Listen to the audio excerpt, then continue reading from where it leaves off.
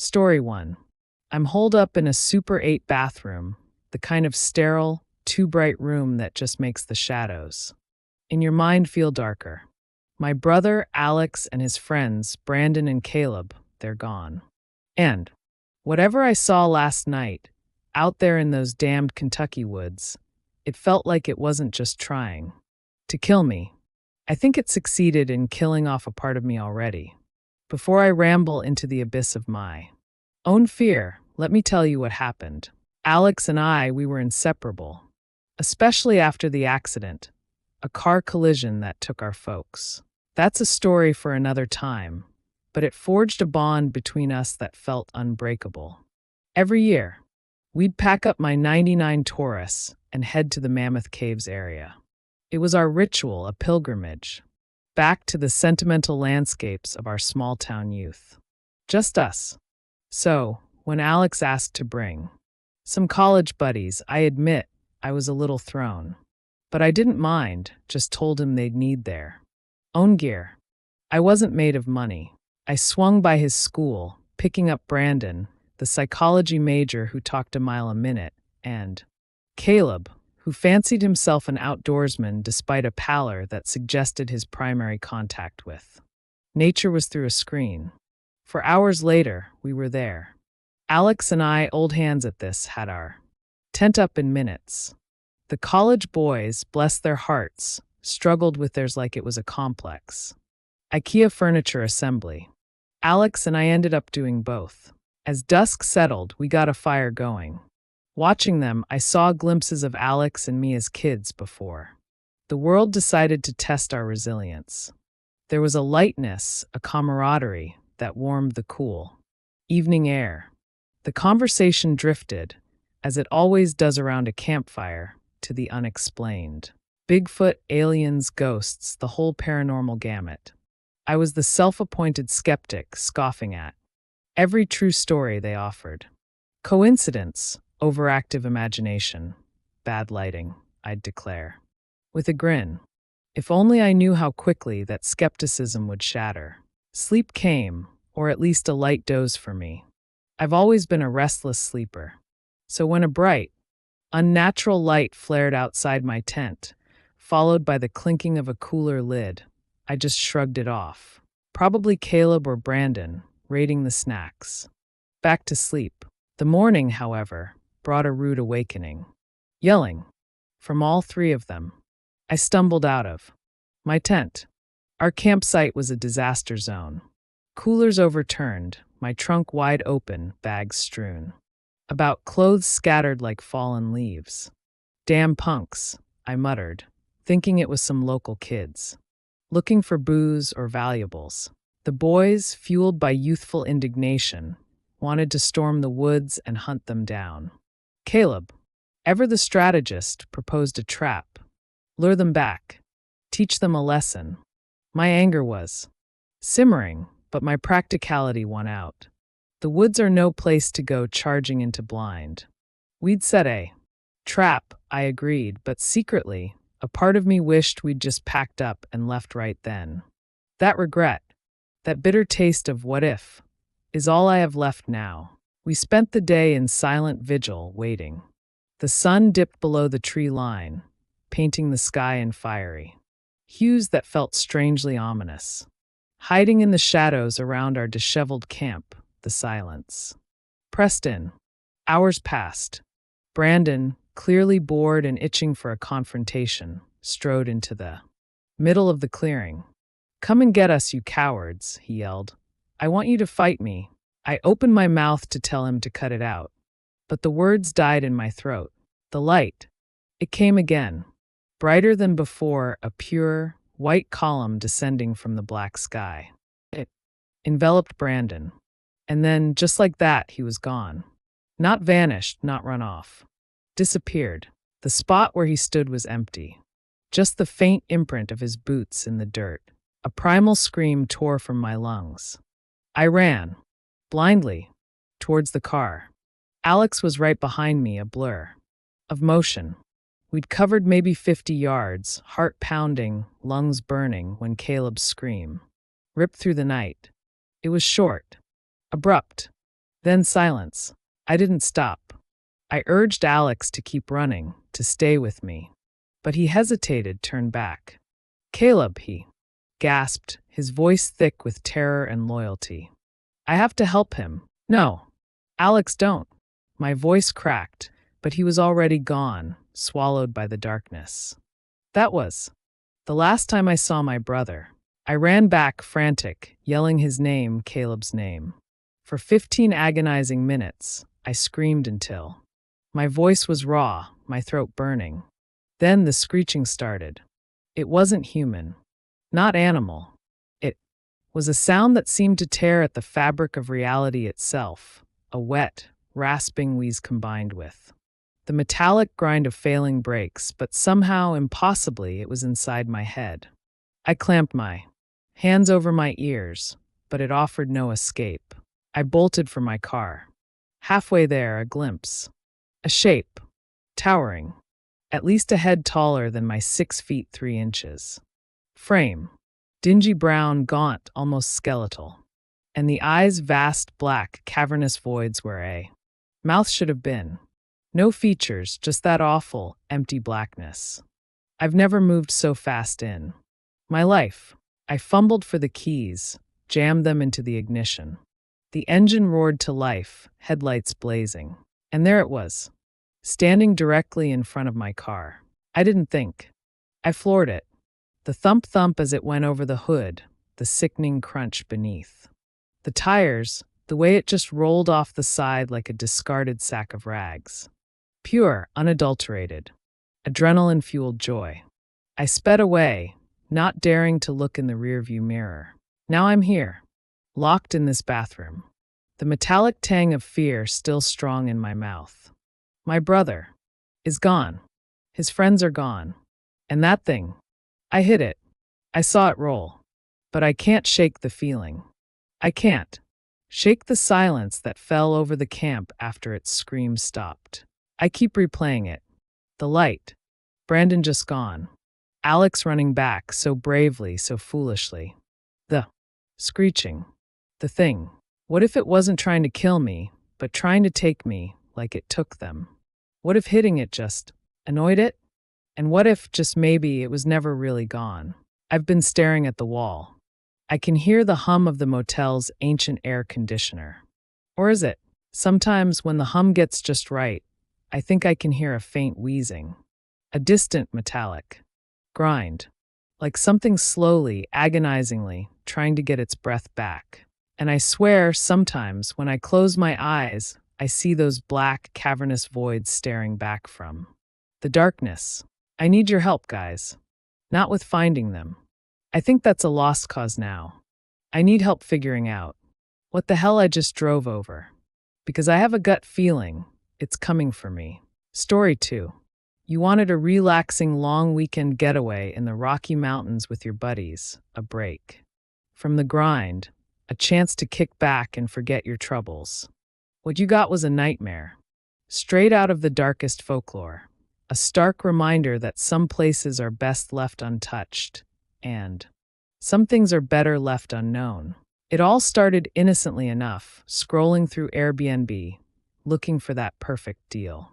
And there it was, a 6-bedroom cottage an hour from the city, nestled in the Rockies, boasting a hot tub epic views and an unbeatable price. We're talking $66 a head for 3 nights of autumn bliss. The forecast promised clear skies and 77 degrees Fahrenheit, perfect for soaking in the hot tub under the stars and hiking through the vibrant fall foliage. Too good to be true, right? We snapped it up. I was the first to arrive, after a drive that twisted and turned through some of the most stunning scenery I'd ever seen. The cottage was isolated, and I mean isolated. No faint hum of the Trans-Canada Highway, just the whisper of the wind through the pines. Pure, unadulterated wilderness. I parked, took a deep breath of that crisp mountain air, and for a moment, I felt like I'd found paradise. Then, the rumble of an approaching car. Nick and Dakota, my 2 older, perpetually chill friends, pulled up in Nick's battered but reliable sedan. They're the kind of guys who always have a book in hand and a joint tucked behind their ear, ready to see if we got scammed or struck gold. I asked. Nick just shrugged, may as well. The cottage exterior was flawless. Immaculate. The photos hadn't lied. Pristine patios, a sparkling hot tub, not a smudge on the panoramic glass. It was sprawling, a single-story behemoth that felt more like a lodge than a cottage. Dakota, usually the first to comment, was unusually quiet, staring into the dense treeline. Something wrong, Dee? I asked. Just different from back home in BC, he murmured, a slight tremor in his voice. But it's nice. Good place to unwind. That's when the first chill hit. A sudden, biting wind that cut through my flannel. Nick and Dakota shivered too. Let's get inside, I suggested. It's getting cold out here. Inside, the place was even more impressive. Each room was massive, the kind of space you'd find in a luxury home. Plush couches, a huge stone fireplace, and king-sized beds in every room. I snagged one with a perfect view of the mountains, where the sun would eventually dip below the peaks. And the pantry, stocked to the gills with non-perishables. We hadn't expected food, so our own supplies would just be a bonus. Then a familiar thumping. You guys hear that? I asked Nick, already knowing the answer. He grinned. Sounds like the rest of your crew. I looked out the window. CJ's SUV was pulling up, windows down, bass thumping, Xander and Brandon already yelling with excitement, arms flailing out the windows. Nick and Dakota, both pushing 30, just rolled their eyes. Get ready to feel ancient, Dakota mumbled to Nick. Thank God I packed earplugs, Nick replied. These hooligans are going to be loud. I bounced out to greet them. Hope you brought your A-game and a lot of booze. CJ was practically vibrating with excitement. Holy shit, this place is insane. Brandon and Xander, though less vocal, gave me approving nods as they started hauling coolers inside. No scam here, boys, I said, taking another deep breath of the surprisingly cool air. But it's colder than I thought it'd be. CJ frowned, rubbing his arms. Wasn't it supposed to be hot this weekend? Yeah, I know. But hey, hot tub. Can't argue with that. They headed inside. The two age groups quickly settled into their routines. Nick and Dakota found their spot on the back patio, smoking weed and reading. Xander and Brandon, both 24 like me, immediately started getting rowdy, the alcohol flowing freely. There was still some unresolved tension between them over a girl, Kaylee, who Xander was now seeing. I saw them square off, pushing each other. I grabbed Xander. CJ got Brandon. Seriously, guys? I'm not playing bouncer. I thought this was over. He keeps talking shit about me and Kaylee. Xander spat, struggling against my grip. Because you were shit, man. Kaylee deserves someone who can last more than a minute. Brandon yelled back. Who gives a damn about that right now? We're here to party. CJ roared, tightening his hold on. Brandon. A tense silence fell, broken only by the music blaring from the living room. We let them go. Brandon stormed off. I'm going for a walk. And don't let Rasputin follow me unless he wants a beating. He flipped Xander off. Xander, stroking his long beard, just scoffed. I couldn't help but chuckle at Brandon's nickname for him. It was eerily accurate. Hey, don't go alone. I called out, but Brandon was already disappearing into the trees. I sighed and joined Dakota on the patio. He offered me a joint, and I gratefully accepted. Asilitithe gestured to something above the back door. A weathered wooden sign, nailed crudely to the frame. Extreme caution. Do not go out alone at night. They will find you. I read aloud, my voice dropping to a whisper. I turned to Dakota. What do you think they are? He shrugged, puffing on his joint. Bears, maybe. Pre-hibernation season. Didn't mention that in the listing, did they? I glanced at the sun. Still a few hours until dark. Nick joined us, lighting his own. Where were you? Dakota asked. In my room, trying not to laugh at Jay's friends acting like chimps, Nick sneered, and I rolled my eyes. The sign was gnawing at me. Think I should go look for Brandon? I finally asked. Nah, he'll be fine, Nick said, waving a hand. Trails here aren't long, according to the map.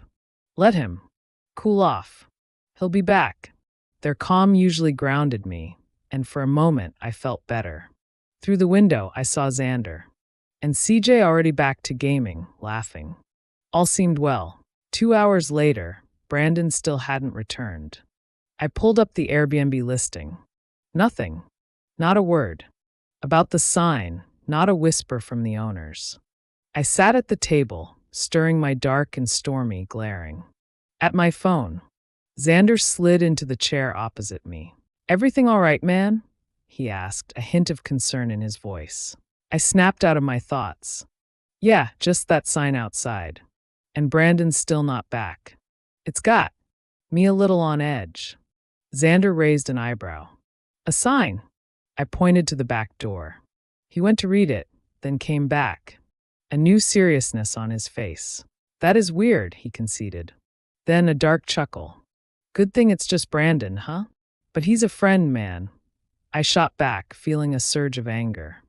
And now I'm genuinely worried about what they might be. I'm just trying not to think about it. Xander clapped me on the back. Then don't.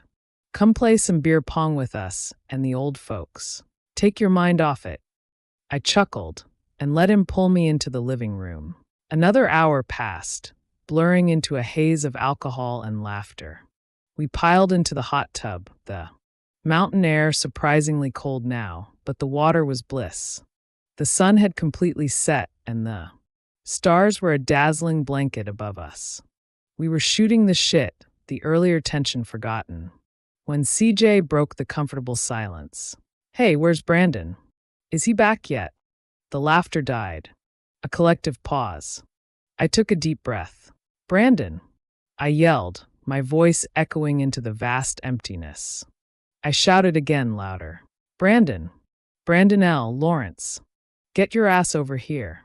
CJ bellowed, his voice carrying far into the night. We heard it then. A warped, distant echo of CJ's shout, as if it had bounced off something unnatural. I raised an eyebrow, but tried to rationalize it as just the acoustics of the mountains. All right, well, unlike Brandon, we should probably be inside now, Dakota said, his voice calm, but his eyes scanning the dark tree-line. Leave a door unlocked for him, I guess. A heavy, bone-chilling gust of wind swept over us, making the hot tub feel like an ice bath. We all flinched, scrambling out and back into the cottage without another word. The alcohol-induced exhaustion quickly claimed us. Dude, you gotta get up. CJ shook me awake. I fumbled for the lamp, turning it on. CJ's eyes were wide with terror, his body trembling. He immediately slapped the switch, plunging us back into darkness. What the hell, man? I hissed, sitting up, pulling my blankets tighter against the sudden penetrating cold. There's something outside, he whispered, his voice frantic. Is it Brandon? I don't think Brandon walks on 4 legs. I stumbled out of bed, shivering as I threw on some clothes. CJ pulled me into the living room where the others were already huddled, tense and alert. What's going on? It's like 2 a.m. I demanded, my voice raspy. Something's moving out there, I told you. CJ hissed again. I strained my ears but heard nothing. Where do you think it is, Nick? You heard it first, Dakota asked, surprisingly calm. Near Jay's room, I think, Nick grumbled, running a hand through his hair. Then I heard it. A heavy, brushing sound against the side of the house. Thump, thump. Heavy, deliberate steps. I glanced towards my room. The door was slightly ajar. Oh fuck. A lumbering, grizzled form passed my window, casting a fleeting shadow.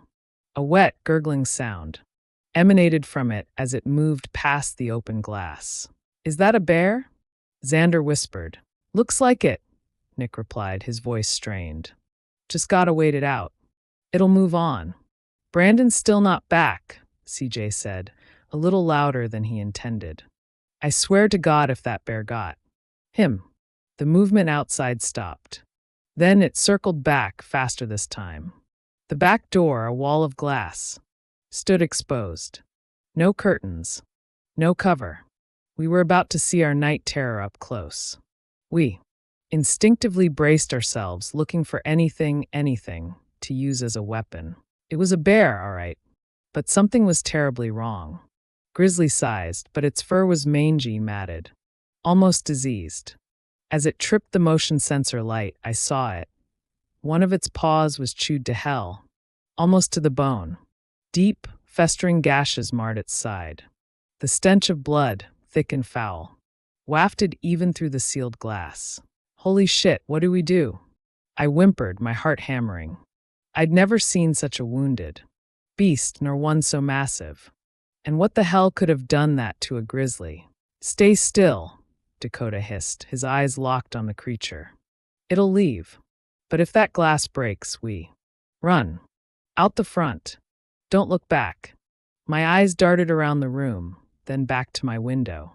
And that's when I saw it. Something. Swaying in the tree-line. No, not swaying. Crashing. A massive, unnatural movement through the dense forest. The bear was lumbering away from the cottage, its guttural growls fading when the shriek tore through the night. It was impossibly loud, a sound that pierced our eardrums, raw and primal. And then the swift, scrambling sound of something moving at incredible speed, coming from the side of the house. I kicked my bedroom door shut, praying it wouldn't draw attention. That was not the bear, Xander groaned, clutching his ears. Hide, I yelled, instinctively ducking behind the nearest couch. It was big enough for all of us to huddle behind. My eyes were glued to the wounded bear outside, a morbid fascination holding me captive when the horror truly unfolded. A long, impossibly bony arm shot out like a spear and grabbed the bear by the head. There was a sickening crack, and the grizzly went limp. A low, wet giggle, a sound that twisted my gut, came from whatever had done that. The creature stepped further into the motion light's glow. It was gigantic, emaciated, and walked on two legs. Its head was disproportionately small, almost dog-like, with a long, matted mane that draped over its naked, wrinkled body. It lowered its head and began to chew on the bear's skull. Then it looked up directly at us. CJ yanked my head back down. Oh God, did it see us? I whispered, on the verge of tears. What is that thing? CJ choked out, trying to keep his voice down. That's just fucking terrifying, man, Nick whispered, his usual calm completely shattered. Just stay hidden. Maybe it's only after the bear. A soft thump against the glass. Then a wet, smearing sound. I didn't dare look. We heard it move. Around the house, but eventually, the heavy footsteps began to recede. We didn't move. None of us spoke. We didn't sleep. We'd periodically check on each other, silent, terrified nods in the dark. At 4:30 a.m., Dakota finally stood up. Guys, his voice was a thin thread of sound. Even in the dim, pre-dawn light, I could see his face was chalk white. Nick stood, then CJ, then me, then Xander. Is that? CJ slowly asked, his voice barely audible. I nearly fainted. On the glass door, a gruesome, bloody smear streaked from several feet up, all the way to the ground. And on the porch, a dark, grotesque lump. My mind screamed chunk of bear, but my gut knew the horrifying truth. Nick, his face a mask of revulsion, slowly opened the door. The stench of death, overwhelming and putrid, slammed into us. Oh shit, he groaned, then stumbled to the side, vomiting violently around the corner of the house. I fully expected something to leap out and tear him apart, but he quickly stumbled back. Inside, the lump of flesh on the porch was Brandon's severed, horribly maimed head. We made it back to civilization, eventually, but I haven't dared spend another night in a remote cabin. or cottage in the Rockies. You're better off in a bustling hotel in Banff or Canmore. Hell, you're better off far, far away from those mountains entirely.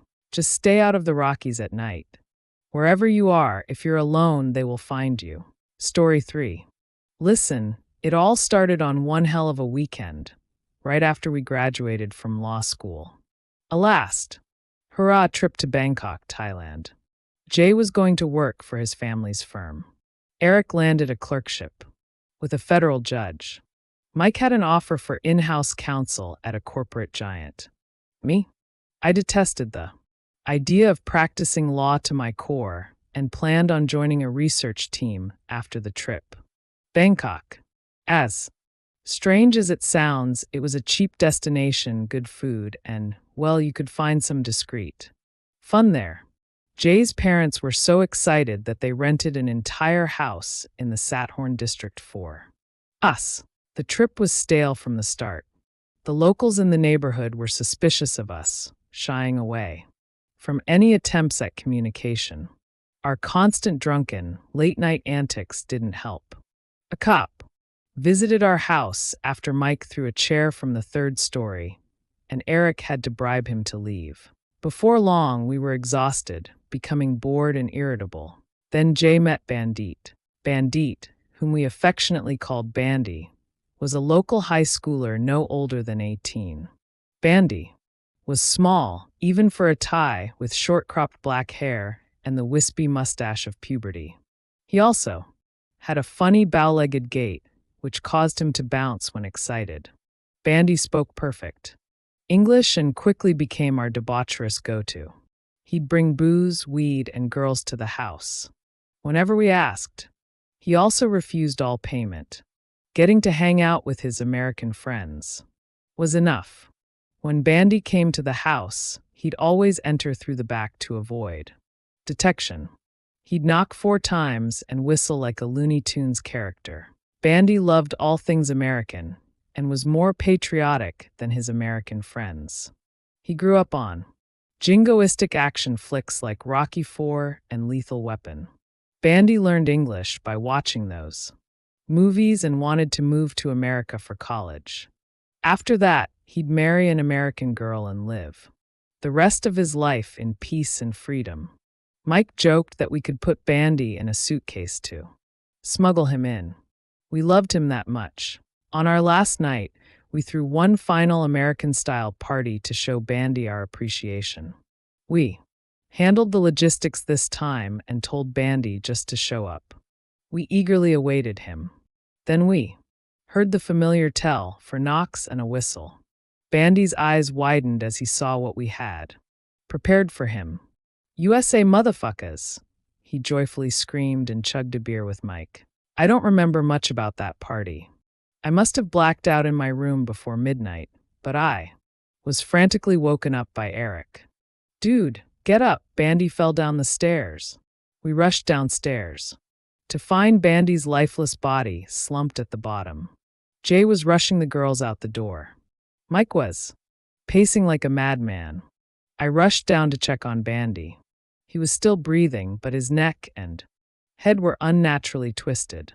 His eyes darted around in a panicked state, slowly realizing he was paralyzed. Hey, don't just stand there, I yelled. Call an ambulance. Jay turned back to the living room. You stupid? Adam, there's coke and weed everywhere. What will the cops say?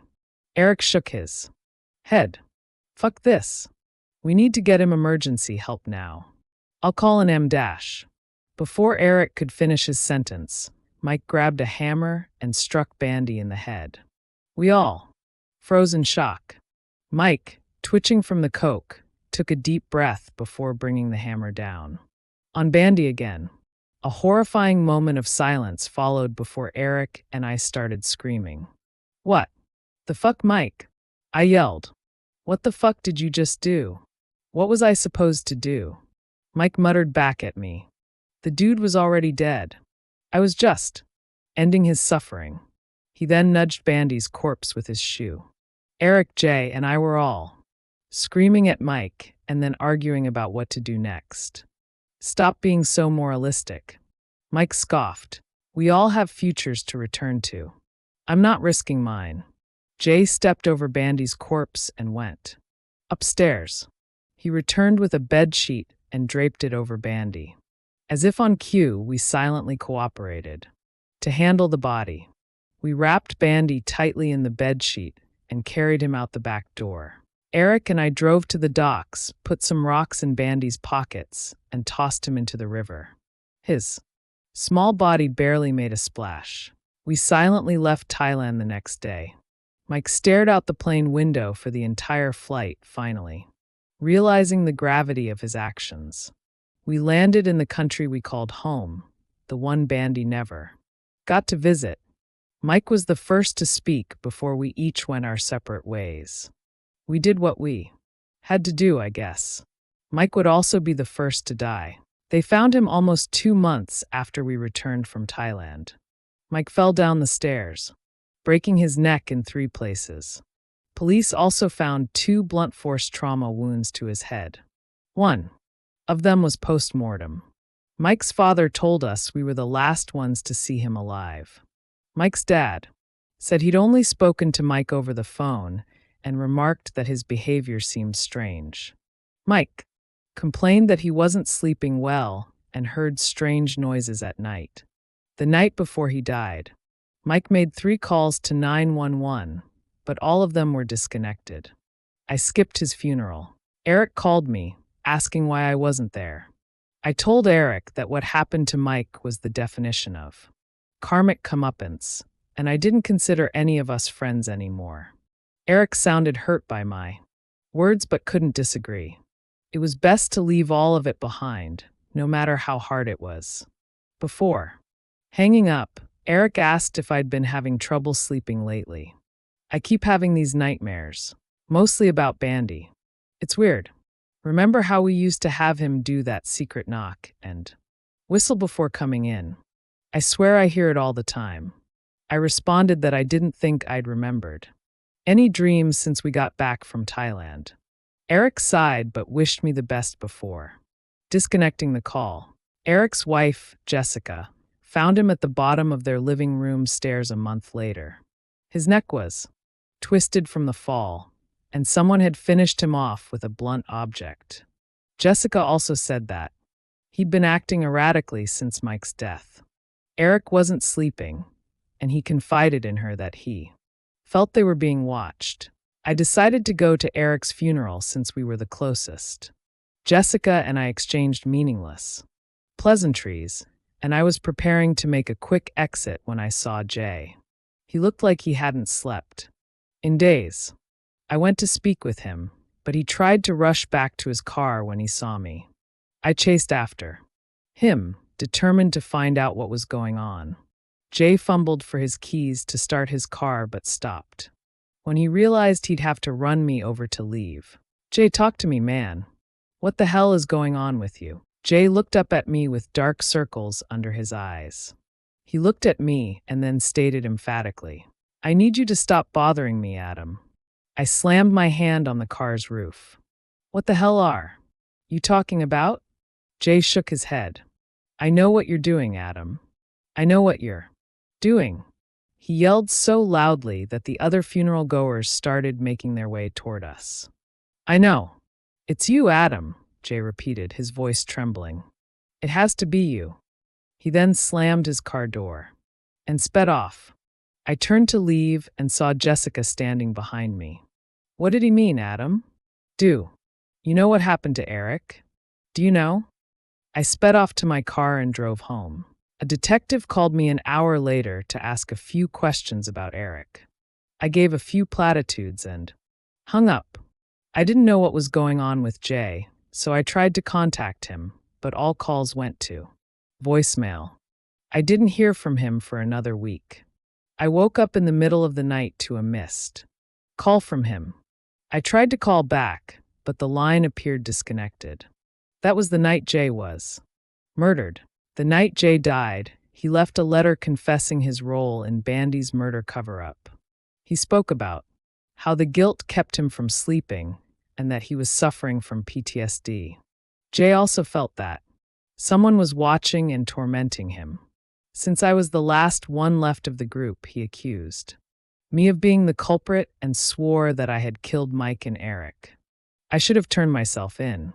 I knew I didn't kill my friends. I had solid alibis on the nights they were murdered. I wasn't sure why I felt compelled to run and hide, but I did. I fled the state to a cabin owned by my deceased grandparents. My parents desperately tried to get me to turn myself in, but I felt my fate was already sealed. I stayed in the cabin for a day before crossing the border and breaking into an abandoned house to hide. That's when the nightmares began. They weren't like nightmares, though, but more like intense hallucinations. I would hear four soft knocks at the door, followed by a loud whistle. I instinctively opened the door the first time, but there was no one there. I also had an unbearable feeling that I was being watched by something. I would see shadows in my peripheral vision and faces I couldn't quite make out appear and disappear in the window. I fled the house the next day and drove until I almost fell asleep at the wheel. I scoured residential areas until I saw a house with a for sale sign. I abandoned my car and broke in through the back door. I made my way to the basement and cut a vent in the wall to hide in case someone came. 4. The first time in years, I got some solid sleep. But the peace and quiet didn't last long. I've been here for 3 days now. I'm out of food and my water supply is dangerously low. I'm having the same hallucinations again when I'm about to drift off to sleep. 4 soft knocks at the door and a loud whistle. Except this time, the whistling is accompanied by laughter. At first, the laughter reminded me of Bandy, but now it's darker, huskier. It doesn't even sound human. My mouth is parched, and my stomach is rumbling.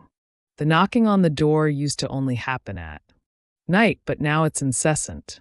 The whistling is almost deafening, and I can hear the laughter within my own body. I need to eat soon if I'm going to survive. I look up at the basement door, which now seems too far away. Are the stairs longer than I remember? No. I'm having another hallucination. I'm sleep-deprived and starved. My mind is playing tricks on me. Why am I here? Why don't I leave? I haven't done anything wrong.